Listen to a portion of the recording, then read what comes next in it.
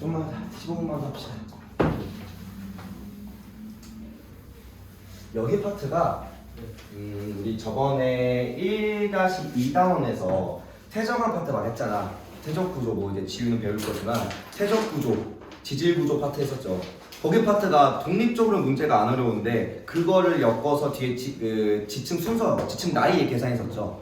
거기서 필요했었던 약간 그 배경 같은 단원이었듯이 얘도 똑같습니다. 따지고 보면 각 파트 하나하나가 다 중학교 때 배웠던 내용들이고 고1이나 다른 데서 배웠던 내용이야. 다만 여기를 잘 이해를 못하면 뒤에 넘어가서 문제를 못 풀어. 문제에 세세하게 들어갔을 때 그거를 제대로 왜 질문했는지 못 찾습니다. 그래서 여기 단어는 기본적으로 이걸 왜 질문하는지에 대한 거, 그리고 각각의 단어들을 잘 숙지하고 넘어가셔야 돼요. 알겠죠? 그래서 일단 봅시다. 빨리 하고 넘어갈게. 다 못해. 다 안 해. 다 못하고요. 한 절반까지만 할 겁니다. 자, 먼저 해수의 염분은, 자, 해수의 1kg에 녹아있는 우리 염류의 양을 염분이라고 합니다. 1000kg, 그러니까 1kg, 1000g 안에 35%면은 그 중에 965가 물이고요. 그 다음에 35g이 이제 염류다. 그러니까 물에 녹아있는 물이 아닌 나머지 모든 물질을 다 염류라고 부릅니다.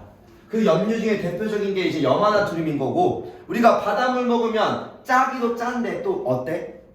짜면서 뭐예요? 왈칵 마시면 짜면서 무슨 맛도 느껴져? 쓰지 않아? 그 쓴 계열 자체가 이런 그 마그네슘 계열들 때문에 그렇다고 하더라고요. 어쨌든 이런 것들이 있다 정도만 알고 있으면 되고, 뭐 여기 파트를 되게 막 심도 있게 들어가시면은 뭐 도와주냐, 막 귀찮게 내려고 하시면 그 옛날에 막 1년 동안 할 때는 비율이 같으니까 이걸 우리가 염분비 일정 법칙이라고 얘기하거든요.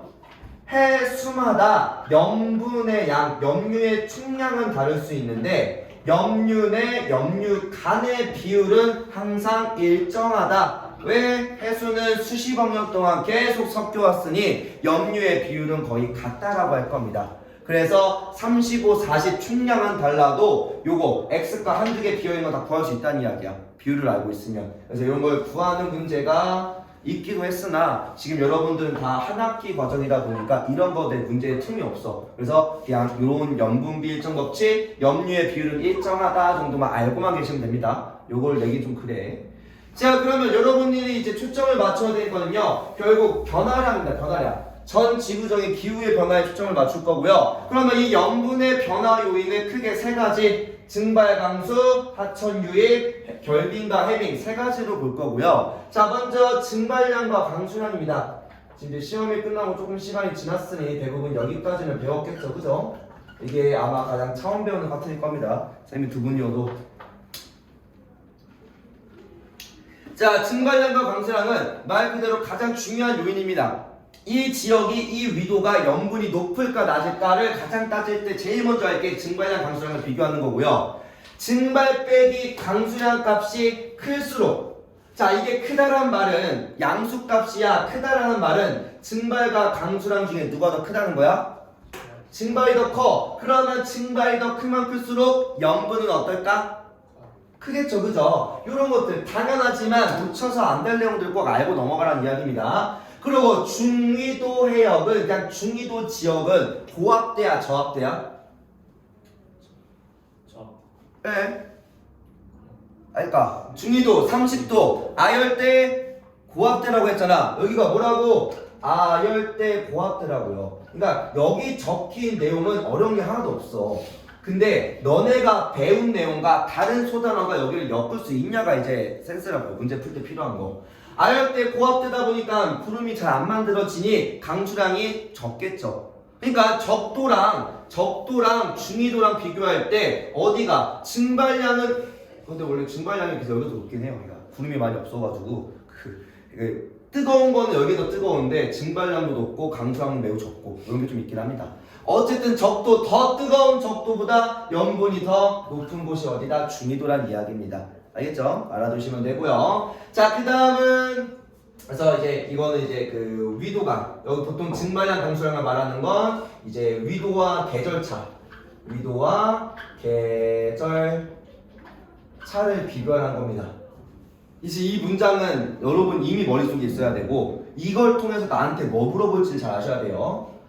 자, 그 다음엔 하천수의 유입량입니다. 합정수는 말 그대로 짜지 않는 물이니 강물이 많이 유입될수록 염분이 낮겠죠. 이걸 누가 몰라? 그러면 어디가 강물이 많이 유입되냐는 거야. 대양이라고 하면 바다 기준이라고 하면 대양 가장자리랑 대양 중심부랑 즉 대양 가장자리랑 중심부 중에서 염분은 누가 더 높을까? 당연히 중심부가 더 높겠죠. 이런 걸 물어볼 겁니다. 알겠죠? 그래서 오히려 대기대수원을 배우고 하는 게 훨씬 나아요. 여기는 그걸 뭘 물어볼지가 보이니까. 자, 이거는 계속 얘기했던 거네요. 빙하의 결빙과 해빙에 대한 이야기고, 결빙은 주로 물만 얼다 보니 결빙이 일어나면 염분이 높아져 더 짜증난 이야기고, 빙하 얼음이 녹아 그럼 더 밍밍해지겠네, 염분이 낮아질 거야 라는 이야기입니다. 오케이, 넘어갑시다. 여기서 시간을 길게 끌 수는 없어요. 자, 또 이런 세계 지도로 비교할 겁니다. 자, 쭉 봤을 때 쭉 따라와. 자, 적도 해역은 자 우리 영도 주변에서 자 딱 봤을 때 같은 경도상 비교하면요, 이 적도 근처랑 중위도 지역이랑 누가 더 커? 여기랑 여기 비교하면 중위도 지역이 일반적으로 더 염분이 더 높습니다. 그죠? 그래서 적도 해역은 강수량과 이 증발량보다 더 많은 지역이야. 왜? 적도는 저압되니까. 그래서 염분이 높다 낮다, 염분이 낮다라고 할 거고요. 알겠죠? 자, 그 다음에 중위도는 증발량이 감소한 거 더 많은 지역이네요. 이렇게 탁 나눠서 플러스 양수값을 띠네. 그러니까 더 짜다는 이야기죠. 증발이 많이 일어나는데 염분이 높게 나타날 겁니다. 그래서 같은 바다 내에서도 중위도의 염분이 매우 높게 나타납니다. 알겠죠? 자, 그 다음에 극해역은요, 증발량도 적고, 물론 강성 적습니다. 강성도 많지 않은데 증발량이 적고, 지금으로선 주로 해빙이 좀 일어나다 보니 전체적으로 염분이 좀 낮은 편이야. 또한 북극과 남극 중에서도 어디가 더 염분이 낮아? 눈으로 봤을 때? 이 더 높아 낮아? 염분이. 글을 봐, 글. 양극이 더 높죠. 이건 뭐해? 이거는 이제 아무래도 남극 순환해류처럼 남극의 수온이 더 낮아요. 평균적으로 남극 수온이 더 낮습니다. 이거 수온차와 수온과 그 다음에 요 대륙 분포 때문입니다. 북극은 그 대륙 주변에 둘러싸져 있어. 그래서 담수 유입도 좀 많은 편이고요. 그러다 보니 기후변화에 더 크게 영향을 받고요. 또 남극은 또 남극 순환해류 때문에 조금 더 해수가 차갑게 더 유지되는 편입니다. 위도 간에 섞임이 없으니까 뭐 이런 얘기 다 기억해 주시면 되고요. 아까도 봤었던 육지에서 가까운 해역과 육지에서 먼 해역, 즉 가까운 해역은 연안이고요. 그 다음에 여기는 뭐야? 먼 해역 중심부를 물어보는 거죠. 먼 해역의 염분이 어떻다? 더 낮다라는 거죠. 그죠? 이런 거에서 실수나 헷갈림이 있어서 안 된다고요. 알겠지? 이게 어려운 건 아니지. 이걸 모를 수가 없고요. 자, 넘어갑시다. 자, 해수의 온도입니다. 표층 온도. 자, 해수의 표층 온도는요, 가장 크게 미치는 영향은 태양 복사 에너지입니다.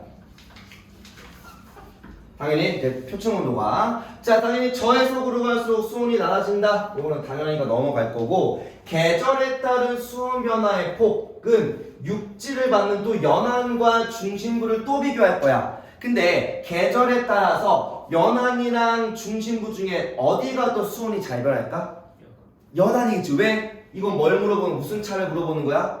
비열차야. 그래. 앞에서부터 우리가 이 단어 처음부터 했었던 내용들이 계속 끝까지 나온다고요. 알겠죠? 그래서 이 한 파트에 집중이 아닌 전체적인 내용을 잘 보셔야 되고요. 연안보다 중심부가 더 작게 나타나겠지. 그치?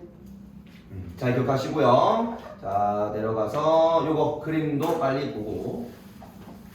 자, 등수온선은 일반적으로 위도에 나란하긴 합니다. 이거는 빈칸 뚫려다가 그냥 넘어왔어. 그리고 북반구보다 남반구가 더 나란하긴 해. 그러니까 수륙 분포에 따라서 많이 영향을 받긴 합니다. 또한 위도가 나란하지 않는 곳이 있어요. 나란하지 않는 곳. 거기가 어딜까? 요런 데서 크게 딱 따져보면은 요렇게 쭉 따져보면 여기랑 여기 끝에를 비교해보면 지금 여기가 어때? 수온이 지금 다른 데보다 다른 데는 22도, 24도 왔다 갔다 할 때 여기만 24도, 26도, 25도 이럴 때 여기만 뭐야? 수온이 14도 정도로 낮죠. 이건 뭐 때문이야?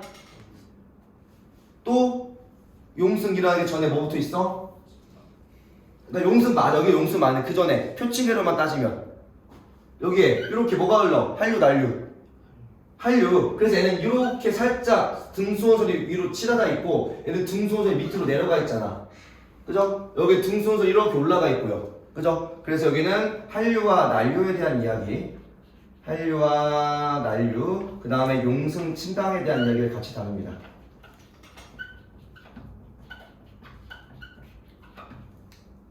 그리고 그거와 같이 물어보는 게 대항의 서안. 자, 대항의 서안이 지금 뭐야? 서안. 대항의 서안, 다른 말로 대륙의 동해안.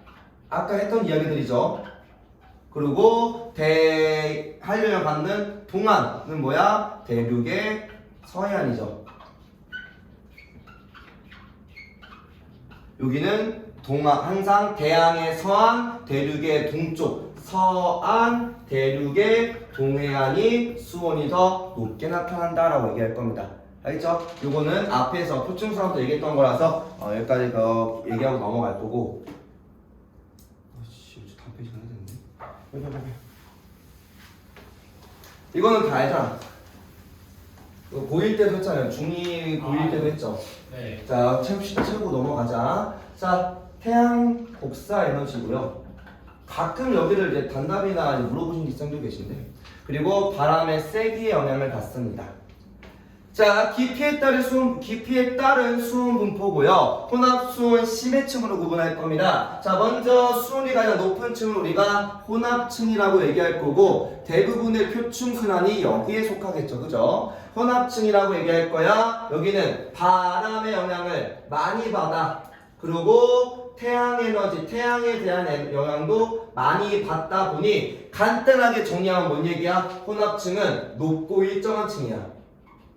수온이 높고 일정한 층이라는 이야기고요. 깊이에 따라. 자, 그리고 그 다음 밑에를 우리가 수온 약층이라고 불렀죠. 여기는 알고 있다는 전제에 계속 얘기할게요. 수온 약층은 자, 위에가 따뜻한 거, 아래가 차내수네. 그러면 뭐가 안 일어나? 대류가 안 일어나. 그래서 대류가 일어나지 않다 보니 안정하다라는 말이 항상 따라옵니다. 안정하다고 얘기할 거야. 그러니까 누가 뻔히 보이게 수온약층이라고 안 물어보고 안정한 층의 시작점의 깊이에 대한 걸 물어봅니다. 혼합층도 뻔하게 물어보는 게 아니라 혼합층의 두께는 누가 결정해? 바람의 세기가 결정하죠. 그러면 혼합층의 두께에 의해서 누가 깊어지는 거야? 수온약층의 깊이, 시작점이 달라지겠지. 문제에서 이렇게 물어본다고. 수온약층의 시작점은 어느 시기 때 더 깊냐라고 물어봐. 이런 걸 물어봐요. 바람의 세기나 이런 걸 다 따지는 겁니다. 알죠?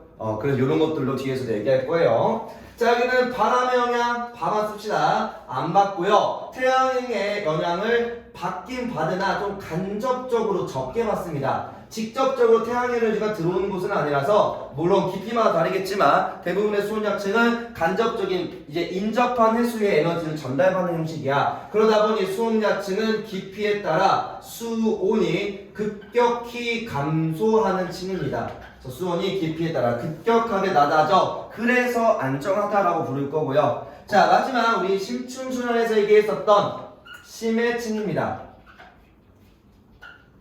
자, 심해층은 당연히 바람의 영향도 안 받아, 태양 에너지의 영향도 안 받아. 그래서 얘는 수심에 따라 그냥 수온이 4도씨로 낮고 일정한 층입니다. 얼마 정도? 수온이 약 4도씨 정도로. 왜 4도씨야? 얘가 밀도가 제일 큰 물이니까요. 알겠죠? 그래서 낮고 일정한 층이고요. 그리고 이제 연중 수온이 거의 일정한, 즉 계절차가 거의 없어요. 계절차가 거의 없다.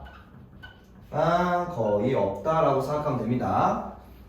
다만 원래 중학교 때는 뭐라고 배우냐? 위도차는 있다고 얘기하고 위도차도 없다라고 얘기하는데 지금 배운 거 입장에서는 깊이에 따른 위도에 따른 깊이에 따른 차이가 좀 있죠. 그래서 요거는 이제 설명 안 합니다. 그 2 올라와서는요. 네. 자, 요 페이지만 해야 돼. 미안해 얘들아. 다른 방향치도 맞춰야 돼서.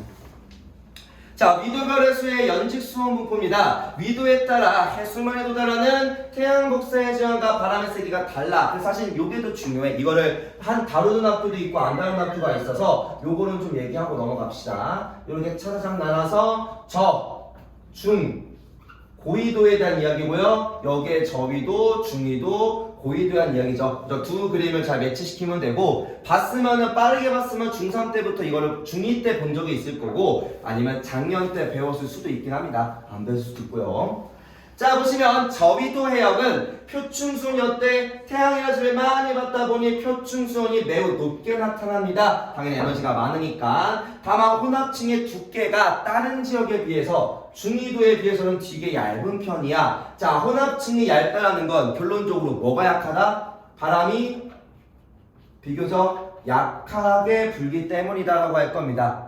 이거는 중위도를 비교했을 때에 대한 이야기고요. 그리고 수온약층이 가장 뚜렷하게 가장 이게 두껍다는 말도 틀린 말은 아닌데 가장 뭐에 큰 기온차 이게 뚜렷하니까 기온차가 가장 뚜렷하게 나타난다는 거야. 지금 얘가 24도, 얘가 4도면은 약 20도의 추운층이 있다는 이야기예요. 그러니까 수온약층이란 말은 수온에 따른 구분되는 층이 있다는 건데 얘는 최소 1도 단위로 얘기하면 20도에 20층짜리가 있다고 생각하면 되고요. 그리고 중위도 같은 경우는 약 한 18도면은 한 14개, 14개 층이 있다고 생각하면 돼요. 그러니까 이 층이 더 잘 나눠져 있을수록 더 뚜렷하게 나타난다 이거겠죠. 그래서 심층과 표층의 수온차가 많이 난다라는 이야기고요. 자, 그 다음에는 중위도 지역의 특징은 혼합층, 수온약층, 심해층이 이쁘게 구분되어 있어. 왜? 표층과 심층 간에 어느 정도의 수온차도 있고, 그리고 혼합층이 어때?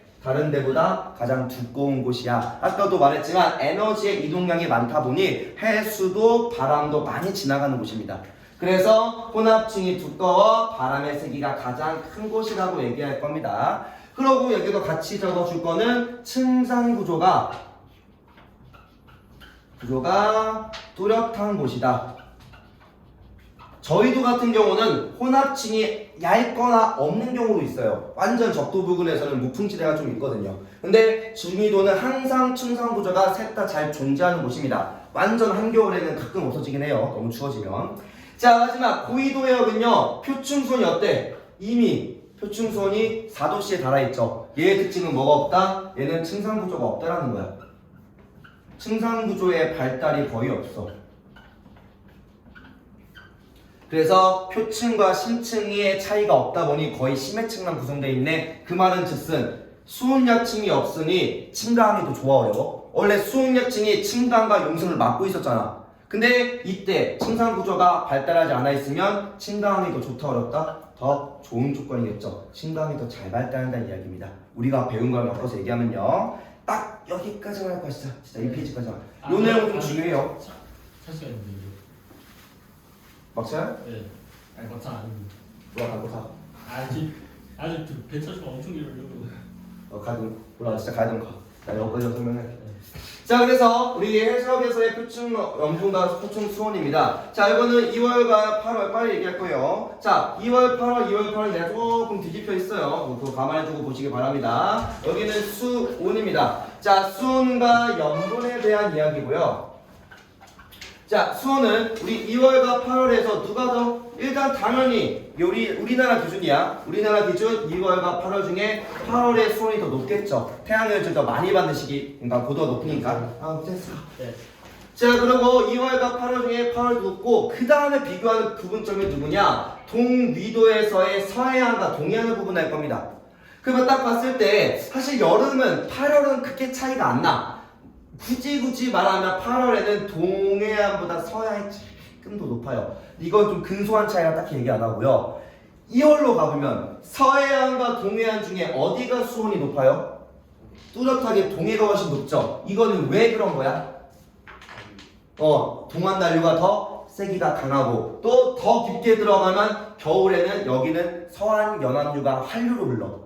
깊이 들어가면 툭까지 넘어가면 그래서 이런 얘기 때문에 뭐하더라? 지금 우리가 이해해야 될 건 2월의 수온이 동해가 황해보다 더 높더라. 황해난류가 동안난류와 황해난류 중에 동안난류가 더 힘이 세다. 이렇게만 알고 계시면 되고요. 뭐 이런 것들은 뭐 한 번씩 읽어보시고 자, 그 다음에 염분입니다. 염분은 자 일단 2월과 8월 전체적으로 언제가 더 염분이 높죠? 이거 안 봐도 알아야 돼. 2월과 8월 중에서 안 보고 대학교로 하고 2월과 8월 중에 언제 염분이 더 높을까? 자, 염분을 생각할 때 가장 첫 번째 고려할 게 뭐야? 세 가지였잖아. 우리 증발 강수, 두 번째 담수 유입량, 세 번째가 뭐야? 결빙 해빙이죠. 근데 결빙 해빙 우리랑 알 거 아니잖아. 우리 결빙 안 일어나잖아. 육지에서만 일어나지. 그러면 두 가지밖에 없네. 증발 강수, 그 다음에 담수 유입이죠. 근데 2월과 8월은 담수 유입은 어차피 비슷할 거고 특히나 이때 2월, 8월 중에서 증발 강수량 중에 강수량이 극대 몰려있을 시기가 언제야? 8월이 되겠죠. 그럼 염분이 높을 때가 항상 언제야? 2월이 되겠죠. 그죠? 전체적으로 서해든 동해든 똑같습니다. 그러고 여기도 똑같이 서해안 동해안을 구분할 건데 이때는 둘 다 같은 방향으로 갈 겁니다. 어디에 서해안과 동해안 중에 어디에 염분이 더 높아요? 이것도 안 보고 생각해야 돼. 동해안이 높아. 왜 동해안이 더 염분이 높아? 이거는 여기 온도는 둘째 얘기인데 온도는 그럼 8월은 차이 안 나잖아. 8월은 거의 몇 도 차이도 안 나.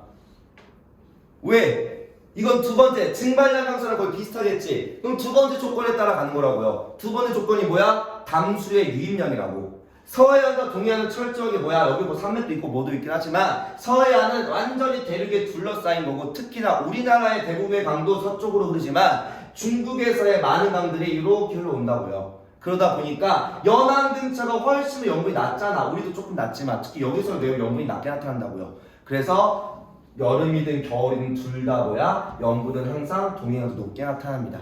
알겠죠? 자, 그래서 염분은 2월보다 8월에 더 낮게 나타날 거고요. 황해의 염분은 동해보다 항상 더 낮게 나타날 겁니다. 이거는 뭐 때문에? 첫 번째는 강수량 때문에 여름 겨울 차이는, 그 다음에 서해 동해는 수륙분포 즉 강물 담수입 때문에.